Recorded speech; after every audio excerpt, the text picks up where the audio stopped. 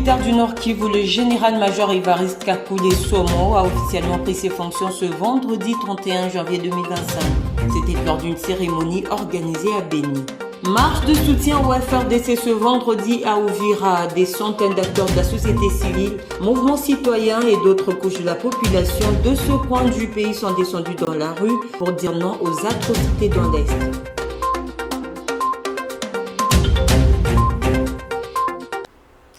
Vous savoir nombreux à nous suivre de partout, nous au nord, de partout vous nous rejoignez. Bonsoir et bienvenue dans cette nouvelle session d'information à la une de l'actualité. Le général-major Évariste Kakule Somo a officiellement pris ses fonctions de gouverneur du Nord Kivu. C'était lors d'une cérémonie organisée ce vendredi 31 janvier 2025 à Béni. Plusieurs défis l'attendent, entre autres éradiquer les rebelles et leurs alliés dans les zones qu'ils occupent dans la partie est du pays. Rachel Adasaliwala nous fait le point. Après sa première apparition publique jeudi à Butembo, Nord Kivu, le nouveau gouverneur militaire a pris ses fonctions aujourd'hui vendredi 31 janvier. Pas de remise et reprise avec son prédécesseur, le général Peter Chirimwami, assassiné il y a quelques jours. Le général Évariste Somo s'est dit conscient de la situation dans la province. Il a exprimé sa détermination à libérer les territoires occupés avec le soutien de toute la population. Selon lui, c'est la seule manière d'honorer feu le général Peter Chirimwami et tous les autres militaires tombés sur les champs d'honneur, ainsi que de Congolais tués par l'armée rwandaise au Nord Kivu. C'est dans un contexte particulièrement grave que je prends ce jour les fonctions de gouverneur de province, de mission, pour bouter l'ennemi dehors et restaurer l'autorité de l'État sur toute l'étendue de la province. Ensemble avec ma population et avec la détermination des vaillants combattants des FARDC et des patriotes Wazalendo, et j'invite les officiers et les soldats ainsi que les patriotes Wazalendo de ne pas céder au désespoir, mais de capitaliser leur situation actuelle qui doit désormais servir de base arrière pour reconquérir tous les espaces occupés. Chers jeunes, ne pas céder au discours flatteur de l'ennemi. Et je vous demande de rejoindre les forces de défense pour contribuer à la protection de l'indépendance du pays, consistant à garder la République une et indivisible dans ses frontières de 1960. J'appelle toute la population, partout où elle se trouve, à répondre à la mobilisation générale lancée par le président de la République et de contribuer massivement à l'effort de guerre. Par la même occasion, j'en appelle à la solidarité de toutes les provinces et du pouvoir central pour qu'ensemble nous menions cette croisade de pacification et de développement de notre très chère province. Nous avons donc choisi de nous battre pour notre dignité et notre souveraineté. Et la riposte sera à la taille de la provocation qui n'a que trop duré. Devant les officiers militaires et autorités des entités décentralisées, le nouveau gouverneur en a profité pour annoncer le déplacement temporaire du chef-lieu de la province de Goma à Béni. La situation sécuritaire et humanitaire à Goma était au centre des échanges entre le chef de l'État et le caucus des députés nationaux et sénateurs du Nord Kivu et du Sud Kivu. La rencontre a eu lieu le jeudi 30 janvier 2025 à la Cité de l'Union africaine. Regardez. Le caucus des députés nationaux et sénateurs du Nord Kivu et du Sud Kivu a, à l'occasion de sa rencontre avec le chef de l'État, présenté ses avis sur la situation sécuritaire dans la ville de Goma, présentement sous tension. À l'en croire, la situation de la ville de Goma est dramatique. Des cadavres jonchent les rues, l'eau et l'électricité sont coupées depuis plusieurs jours et les habitants ne peuvent pas s'approvisionner en nourriture, ont fait savoir au chef de l'État, ses députés et sénateurs. Serein, le président de la République se dit préoccupé par la situation actuelle que traversent nos compatriotes à Goma. Félix Tshisekedi a fait savoir qu'il travaille avec la MONUSCO et les organisations humanitaires pour assister les Gomatraciens. Les parlementaires du Nord Kivu et du Sud Kivu disent avoir réfléchi avec le chef de l'État sur les solutions en vue de rétablir l'intégrité et la souveraineté territoriale de la RDC. Ils ont en outre renouvelé leur soutien au chef de l'État pour toutes les démarches politiques, diplomatiques et militaires entreprises. La réduction du train de vie des institutions pour soutenir l'effort de guerre, le gouvernement en a débattu. Les ministres et autres membres des institutions du pays seront les premiers à s'y conformer. C'est l'un des points débattus au cours de la réunion du gouvernement présidée par la première ministre Judith Suminwa le jeudi 30 janvier à l'immeuble intelligent. Patrick Issot nous en dit pour. Toute l'équipe gouvernementale était là. Les ministres ont fait le point sur les recommandations faites par le président de la République lors de son dernier discours. Ainsi, des mesures à adopter de toute urgence pour soutenir l'effort de guerre ont été discutées. Vous avez tous suivi hier le discours du président de la République à la nation, où il est revenu en liminaire sur la défense de la patrie, qui est un devoir sacré.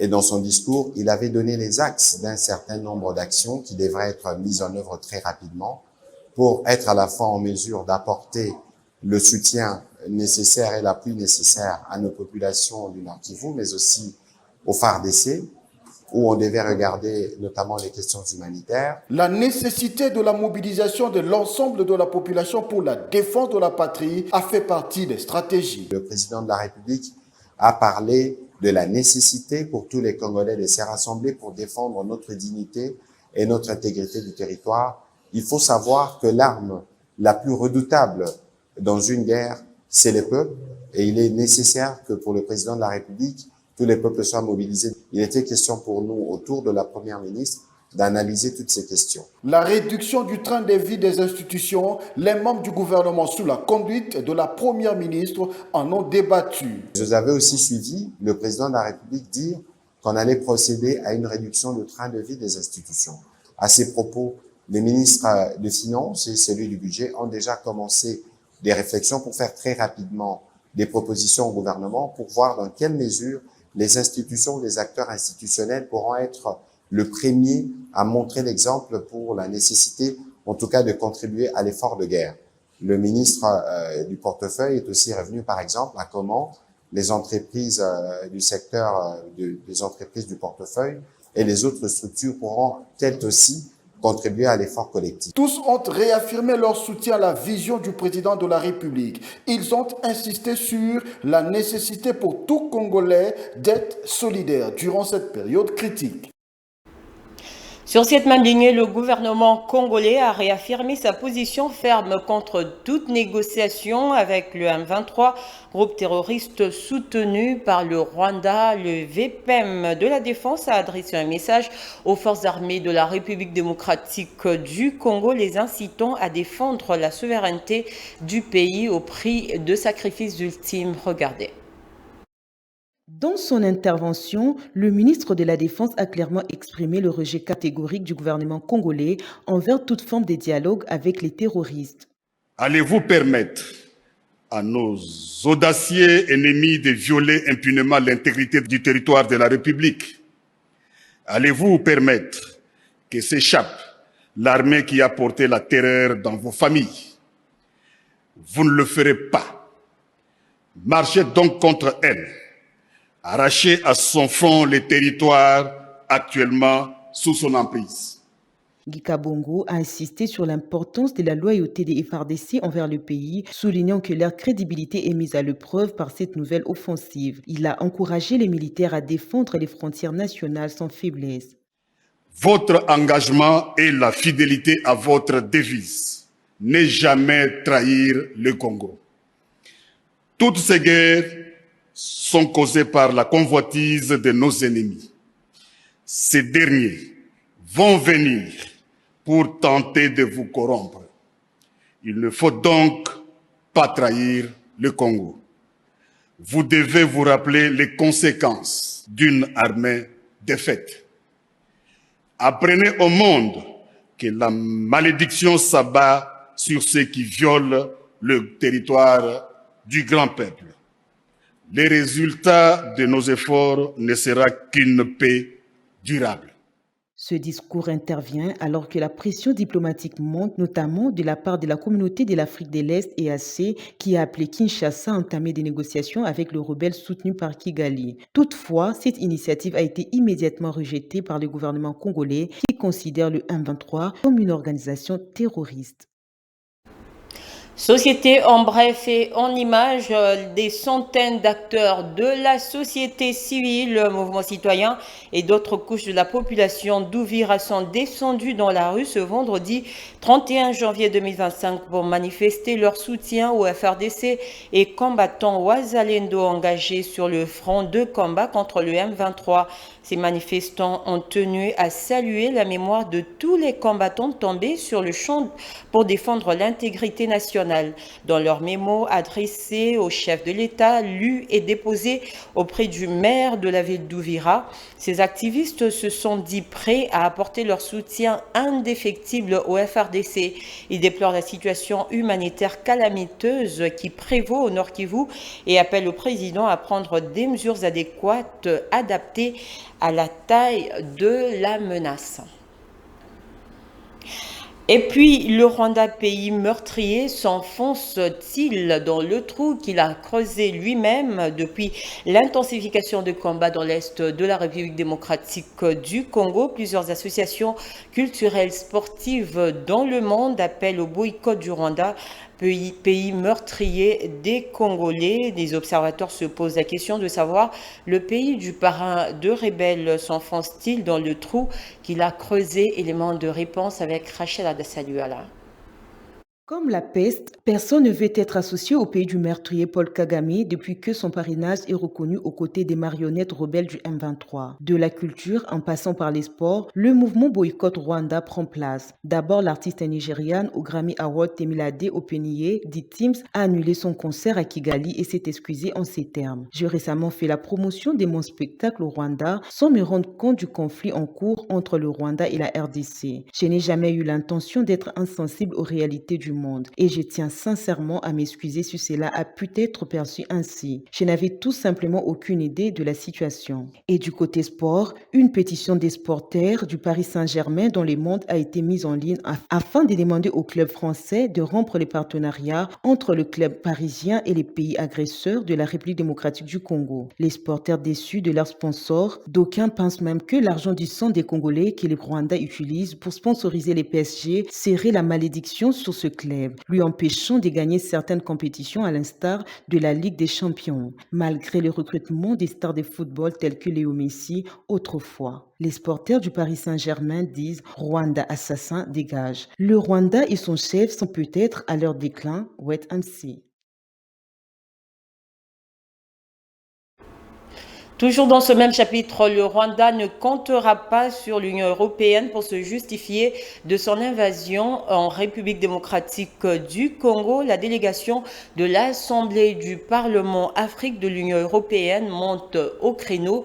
La suspension du mémorandum de coopération entre l'Union européenne et le Rwanda doit être suspendue. Cette décision et tant d'autres ont été arrêtées lors de la réunion tenue à Bruxelles. Elles ont été lues par la présidente de cette délégation. On en parle avec Patrick Issot. Il faut une action décisive au Rwanda. Il y a des preuves de l'implication du Rwanda qui soutient le M23 et qui poursuit l'exploitation illégale de minéraux. Notre réponse doit être ferme. Nous devons suspendre le mémorandum d'accord jusqu'à ce que le Rwanda cesse son interférence. La Commission européenne doit envoyer un message clair au président Kagame. Notre position n'est pas négociable. En ce qui concerne nous devons également appliquer une pression diplomatique. Si le Rwanda ne change pas sa position, les manifestations sportives prévues à Kigali doivent être annulées. Enfin, il y a l'assistance financière au Rwanda. De 2021 à 2024, nous avons fourni 260 millions d'euros au Rwanda et 900 millions sont prévus dans le cadre du programme Global Gateway. Une partie de ces produits doivent être attribués aux mesures de bonne gouvernance. Or, les autorités font exactement l'inverse. Il faut conditionner notre aide afin que des mesures concrètes soient adoptées en faveur de la paix. Le service d'action extérieure de l'Union européenne doit faire davantage que des déclarations. Il faut agir, il faut exercer des pressions, utiliser les outils dont nous disposons pour appliquer la stabilité. À la différence de la Chine et des États-Unis, l'Europe a une crédibilité pour travailler avec les pays africains en promouvant la paix, la stabilité et la croissance économique. Chers collègues, la situation est grave. Si nous ne répondons pas de manière décisive, non seulement nous trahissons les citoyens congolais, mais nous portons atteinte aux intérêts stratégiques de l'Europe. L'instabilité d'aujourd'hui est la crise à nos portes demain. Il faut dire très clairement que l'Europe ne doit pas être un observateur passif, mais un acteur actif pour promouvoir la paix et la prospérité en Afrique et en Europe. Et pour clore ce chapitre, l'aggravation de la situation sécuritaire dans l'Est de la RDC devient de plus en plus une épineuse question aux yeux des Occidentaux. Lors d'une conférence de presse tenue jeudi aux USA, le président américain Donald Trump a reconnu la gravité de la situation sécuritaire dans l'Est de la RDC. Du côté français, Marine Le Pen a haussé le ton pour condamner l'inaction de l'Union européenne face aux agressions injustes que subit la RDC dans sa partie Est. Suivez. Au cours de la conférence de presse tenue le jeudi 30 janvier, à la suite d'une collision entre un avion civil et un hélicoptère militaire non loin de l'aéroport de Washington, le président américain Donald Trump a reconnu la gravité de la situation instable que connaît actuellement l'Est de la RDC, en proie aux atrocités. Il a en outre affirmé que c'était un problème très grave qui ne pouvait pas être évoqué lors de la dite conférence. De son côté, Marine Le Pen, une figure de proue française, a condamné sur un plateau de télé la collaboration de l'Union européenne avec le Rwanda qui lui vend les minerais pillés en RDC et le fait que l'Union européenne ne soit là que pour faire la morale à la RDC.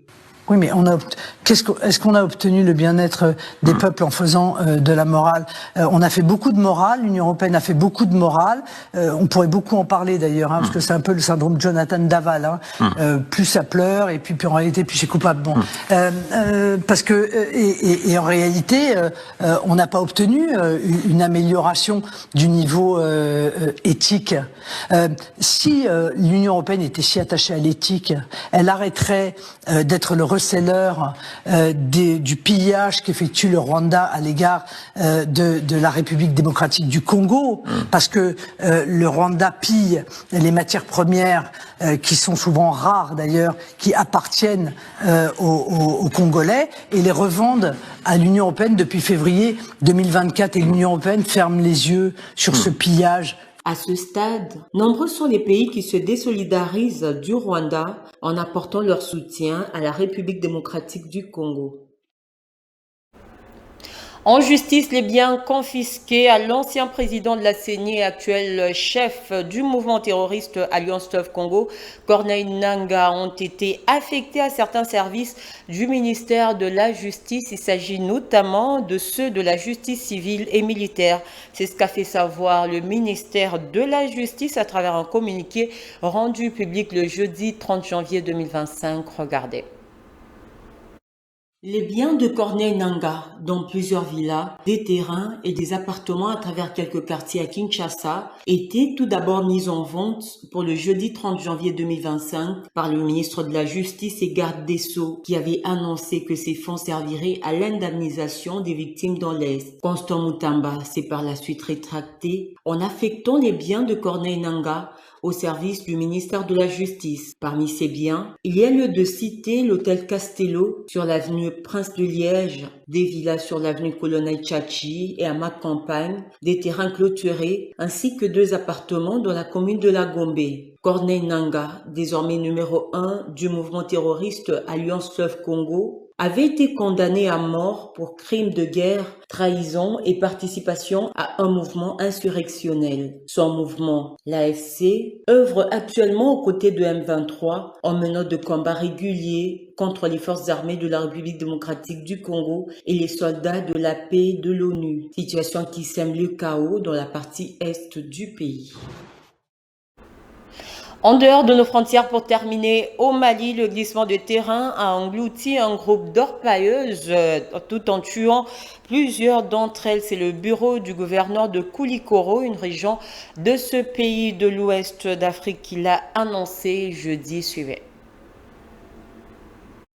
Dans un communiqué diffusé à la télévision nationale malienne, le gouverneur de la région de Koulikoro, le colonel Lamine Kapori Sanogo, a déclaré que les femmes orpailleuses étaient nombreuses à la recherche de l'or lorsqu'elles se sont vues englouties à cause de l'eau et de la boue à l'intérieur de la mine. Le bureau du gouverneur a déclaré que le glissement de terrain dans la mine d'or artisanale du sud du Mali s'est produit mercredi soir. Il a indiqué que plusieurs mineurs avaient également été tués, mais sans donner aucune précision sur le nombre de victimes. Ce n'est pas la première fois que de tels accidents se produisent dans des mines d'or au Mali, le Mali étant reconnu comme l'un des 3 pays producteurs d'or en Afrique. En janvier 2024, une mine d'or réglementée s'est effondrée au Mali, tuant plus de 70 personnes près de la capitale Bamako. Ces dernières années, il y a des inquiétudes du fait que les profits tirés de l'exploitation minière non réglementée dans le nord du Mali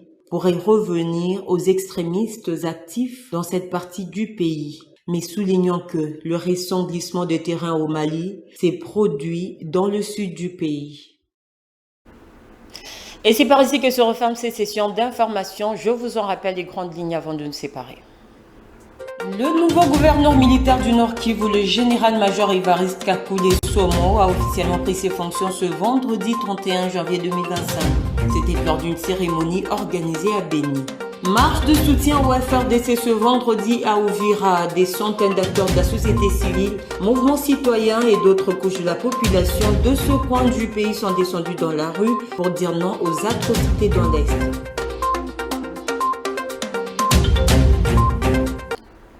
Ce journal est complètement terminé. Merci de nous avoir suivis et merci de rester fidèles au programme de la chaîne du repos. Au plaisir de vous retrouver très prochainement. D'ici là, portez-vous bien.